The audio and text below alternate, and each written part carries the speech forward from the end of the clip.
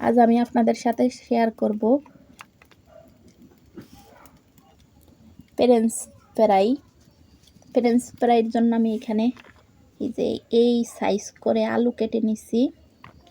এই যে এই আলুগুলো নিছি কেটে, পুরা রেস্টুরেন্টের স্টাইলে আজকে আপনাদের সাথে ফ্রেঞ্চ ফ্রাই শেয়ার করব।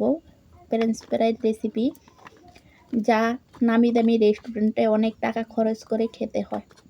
এই ভিডিওটা ফলো করলে আশা করি ঘরোয়া ভাবেই ফ্রেঞ্চ ফ্রাই রেসিপি শিখে নিতে পারবেন।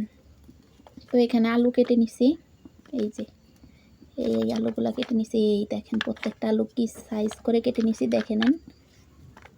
এই হচ্ছে আলুর সাইজ। এখানে চুলার উপর একটা কড়াই বসিয়ে দিলাম, দিয়ে দিব কিছু পানি দিয়ে দিলাম। পানি দেওয়া শেষ। এই যে পানিটা একটু গরম হওয়া পর্যন্ত, মানে ভালোভাবে গরম হওয়া পর্যন্ত অপেক্ষা করব। আর ওইটুকু পানি দিব যে আলুটা ভালোভাবে ডুবে যায়। পানিগুলো গরম হয়ে গেছে, এখন আলুগুলো দিয়ে দিব আগ থেকে কেটে রাখা।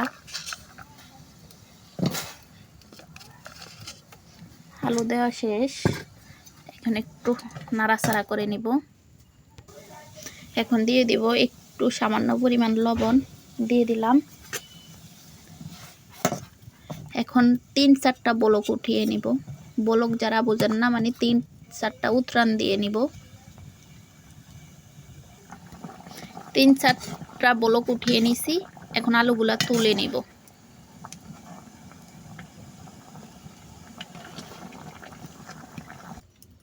আলুগুলো উঠিয়ে নিছি একটা টিস্যুর উপরে, কারণ হচ্ছে পানিটা ছাড়াতে হবে ভালোভাবে। এখন টিস্যু দিয়ে চাইপা ভালো করে পানিটা ছাড়িয়ে নিব, একদম শুকিয়ে নিব আলুটা। পানিটা একদমই ছাড়িয়ে নিছি, এখন একদম জর্জরা ভাবে শুকিয়ে গেছে, একটুকু পানি নেই। এই যে দেখেন, একদম জুম করে দেখাই, একদম শুকিয়ে গেছে। এখন একটু বিট লবণ দিয়ে দিব আলুগুলার উপরে, একটু সামান্য পরিমাণ ময়দা দিয়ে দিব। এখন হাতের সাহায্যে ময়দা বিট লবণ আলুর সাথে মিক্স করে নিব। একটু মিক্স করা শেষ। চুলার উপর একটা কড়াই বসিয়ে দিলাম, এখন দিয়ে দিব পরিমাণ মতো তেল দিয়ে দিলাম। এখন তেলটা গরম হওয়া পর্যন্ত অপেক্ষা করব। তেল গরম হয়ে গেছে, এখন আলুগুলা দিয়ে দিব, আগে যেগুলা ময়দা আর বিট লবণ অ্যাড করে রাখছিলাম। এখন নাড়াচাড়া করে উল্টিয়ে পাল্টিয়ে ভেজে নিব লো আঁচে।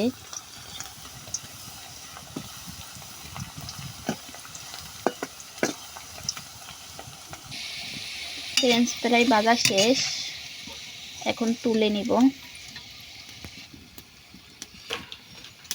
দেখেন কালারটা কত সুন্দর আসছে।